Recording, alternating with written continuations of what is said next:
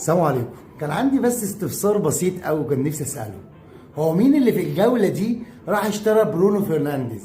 يا ريت يعرفني بنفسه، عشان الراجل ده بقاله حوالي 700 ماتش ما غابش عن المان يونايتد، بيلعب اساسي، ومثلا غاب مرتين لظروف قهريه في البيت مثلا، والمره التانيه كان عنده اصابه جات له في حياته، فاللي اشتراه اكيد هو اللي صابه. انت مين؟ بصلي وانا بكلمك، انا عايز اعرف مين اللي اشتراه في الجوله دي. حرام عليك يا اخي. انا عايز اقول لك معلومه، اقسم بالله انت فاهم اللعبه غلط. امسح اللعبه، انت فاهمها غلط. انت اكيد عندك مشكله. انت لو مسحت اللعبه هتروق على الناس كلها، الناس كلها هتنبسط بيك. اكيد مشكلتك مش في برونو بس، انت هتصرف في حياتك، لان اللي بيحصل ده ما بيحصلش كتير.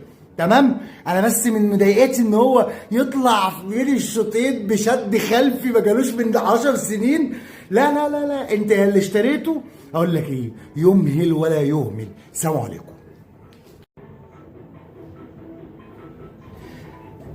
السلام عليكم. كان عندي بس استفسار بسيط قوي كان نفسي اساله.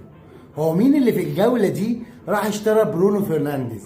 يا ريت يعرفني بنفسه، عشان الراجل ده بقاله حوالي 700 ماتش ما غابش عن المان يونايتد، بيلعب اساسي، ومثلا غاب مرتين لظروف قهريه في البيت مثلا، والمره التانيه كان عنده اصابه جات له في حياته، فاللي اشتراه اكيد هو اللي صابه. انت مين؟ بصلي وانا بكلمك، انا عايز اعرف مين اللي اشتراه في الجوله دي. حرام عليك يا اخي. انا عايز اقول لك معلومه، اقسم بالله انت فاهم اللعبه غلط. امسح اللعبه، انت فاهمها غلط. انت اكيد عندك مشكله. انت لو مسحت اللعبه هتروق على الناس كلها، الناس كلها هتنبسط بيك. اكيد مشكلتك مش في برونو بس، انت هتصرف في حياتك، لان اللي بيحصل ده ما بيحصلش كتير. تمام. انا بس من مضايقتي ان هو يطلع بين الشوطين بشد خلفي ما جالوش من 10 سنين. لا لا لا لا، انت اللي اشتريته. اقول لك ايه، يمهل ولا يهمل. سلام عليكم.